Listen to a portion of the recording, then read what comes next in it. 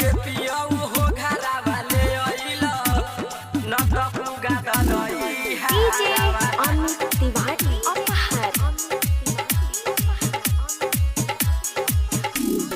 शादी के पियऊ हो घरा वाले आइला जात बार तू बहारवा शादी के पियऊ हो घरा वाले आइला जात बार तू बहारवा कि यारे हमारो के संग ले ले चल हे बलमुआ न त पुगा दनई हारवा अरे हमारो के संग ले ले चल हे सजनावा न त पुगा दनई हारवा। डीजे अमित तिवारी अपहर। शादी के पियऊ हो घरा वाले आइला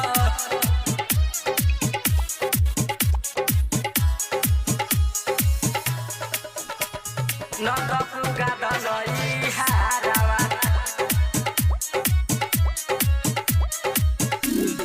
नया नया शादी बोल बाटे हमार हो जाए के कहतानी बाहर बतार नया बोल बाटे शादी हमार हो जाए के कहतानी बाहर बतार चढ़ली जवानी मारता उठानी खोजता से जके बिछावाना चढ़ली जवानी मारता उठानी खोजता से जप बिछावाना अरे हमारो के संगे ले ले चल हे बलमुआ न त पुगा दनई हारवा अरे हमारो के संगे ले ले चल हे सजनावा न त पुगा दनई हारवा। डीजे अमित तिवारी अपहर।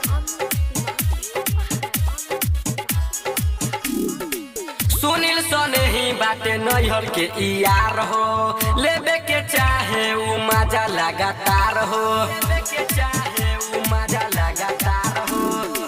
सुनील सने ही बाटे नैहर के यार हो